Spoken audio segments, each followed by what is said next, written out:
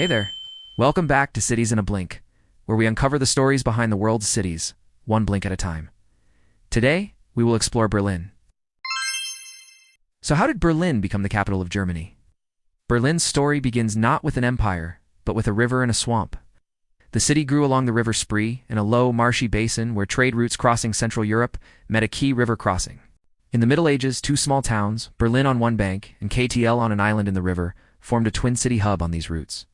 Linking north-south and east-west trade across the Holy Roman Empire, it wasn't glamorous, it was practical. Move goods, take tolls, tax traders. To start, Berlin's power was less about scenery and more about position. As regional powers shifted, Berlin's role scaled up.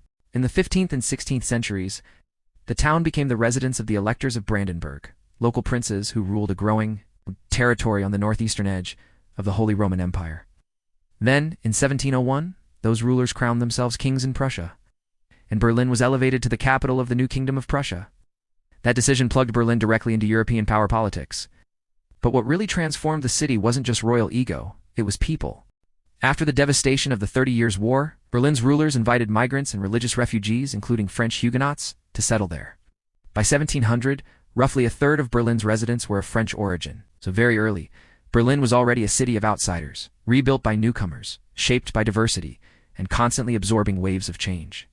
The 19th century turned Berlin from regional capital into imperial nerve center. In 1871, after Prussia's victory over France, the German Empire was proclaimed, and Berlin became the imperial capital. Factories, rail lines, ministries, and grand boulevards followed. Berlin boomed into a major industrial and scientific hub. Engineers, workers, bankers, and bureaucrats all converged on the city. Population surged into the millions, and by the early 20th century, Berlin had become one of Europe's biggest and most modern cities. Then, after World War I, Berlin added yet another layer: culture. During the Weimar Republic, the city became a laboratory of modernity: expressionist art, experimental cinema, daring architecture, nightlife, cabarets, and cutting-edge scientific research. If London was the capital of an empire, Berlin in the 1920s felt like the capital of the future. That future collapsed into dictatorship.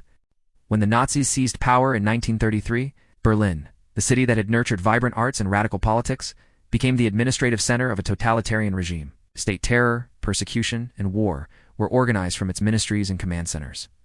World War II brought destruction home. By 1945, heavy bombing and the Battle of Berlin had left large parts of the city in ruins. Streets were rubble, housing stock devastated, and basic services barely functioning. Berlin had gone from imperial capital to ground zero of defeat, and yet, the end of one conflict turned Berlin into the front line of another. After the war, the Allied powers divided the city into sectors: Soviet in the east, and American, British, and French in the west. As the Cold War hardened, Berlin became a strange anomaly, a Western enclave.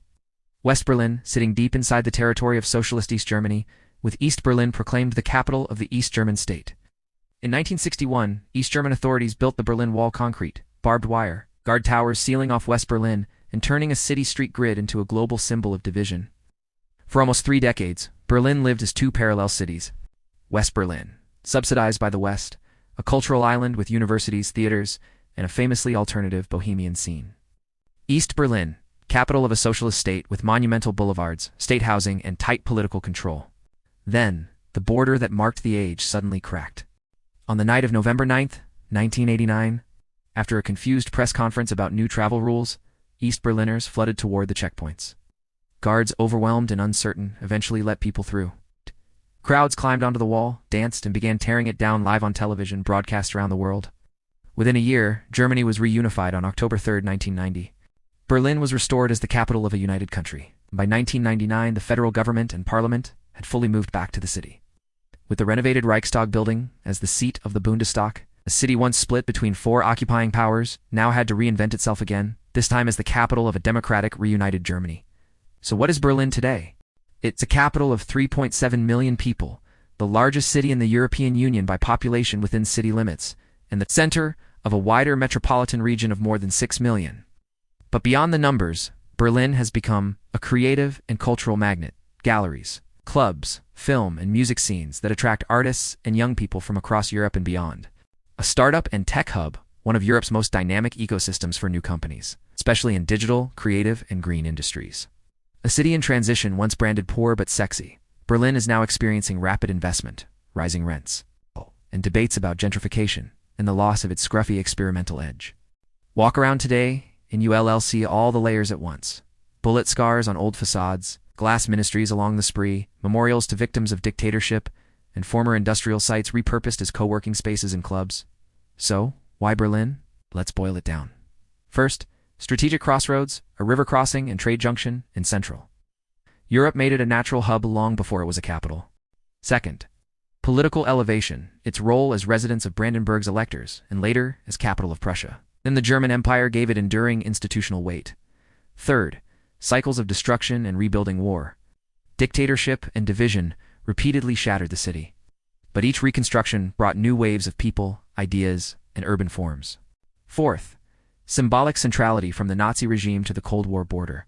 Berlin became the place where global struggles over ideology and power were made visible. And fifth, modern reinvention as a reunited capital, cultural hotspot, and startup center. Berlin has turned its history of fractures into a brand of openness, experimentation, and constant change. In other words, Berlin isn't just a city that has history, it's a city that keeps rewriting what a capital can be. If you love discovering cities and the stories behind them, hit that subscribe button and join us for more adventures. Next up, we're heading to Vienna, a city of imperial splendor.